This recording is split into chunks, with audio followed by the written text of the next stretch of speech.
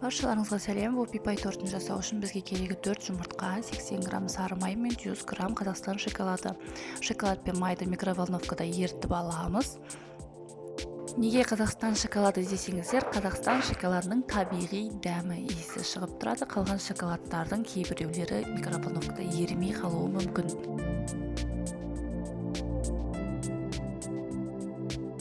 Құрғақ құрамды бөлек араластырып аламыз. Оған бізге керегі 200 грамм ұн, 20 грамм какао мен 20 грамм разрыхитель. Оны әдемілеп араластырып аламыз. Енді тортты жасауға кірісеміз. 4 жұмыртқаны 160 грамм қантпен араластырып аламыз. Массамыз аппақ болғанша араластырамыз миксермен.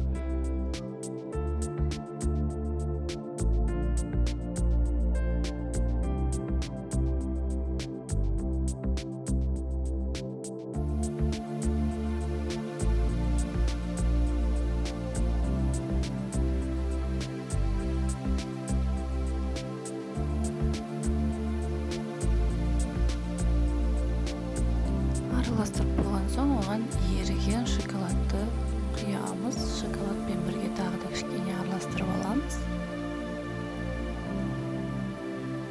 Араласқан массаға құрғақ құрамды араластырамыз да бәрін біркелкі етіп дайындап аламыз.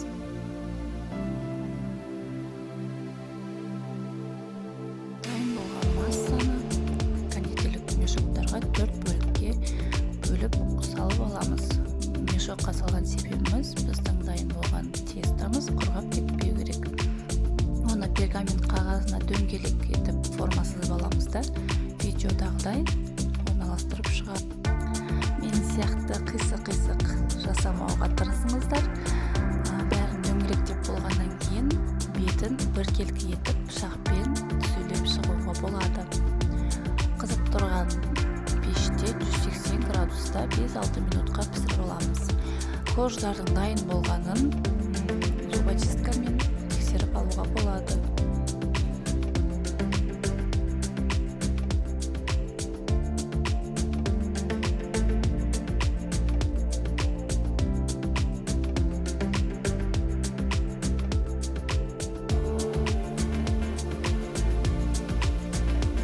Пергамент қағазын үнемдеп, 2 пергамент қағазға ғана жасаймын. Біреуі піскеннен соң екіншісіне саламын да, піскен коржды алып, құрғақ жерге қоямын. Сол пергаментке үшінші коржды пісіріп аламын. Пергамент қағазын таңдағанда оның түсіне мән беріп өзіңізді өтінемін. Себебі ақ пергаментте корждар немесе кез келген пирог торттар жабыспай жақсы піседі және оны ұзақ уақытқа пайдалануға болады.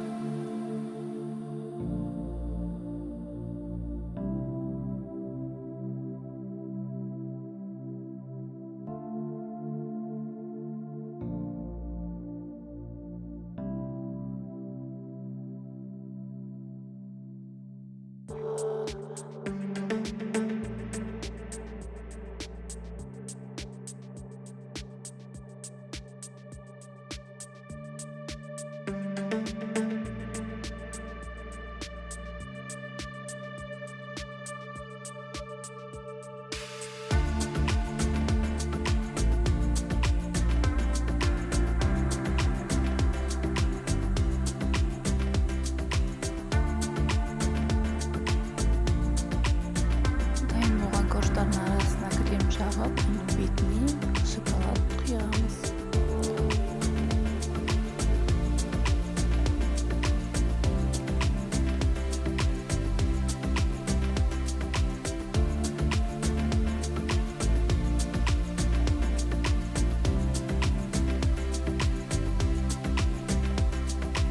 Өз қалауларыңызша торт салсаңыздар болады. Видеода көріп тұрғандарыңыздай мен 3 торт істедім.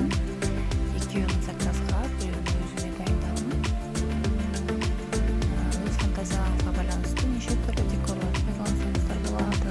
Мен альпен шоколады, апельсин, киви істеп дайындайтын болсаңыздар, астында мені белгілеп кетуді ұмытпаңыздар. Назар аударғандарыңызға көп рахмет.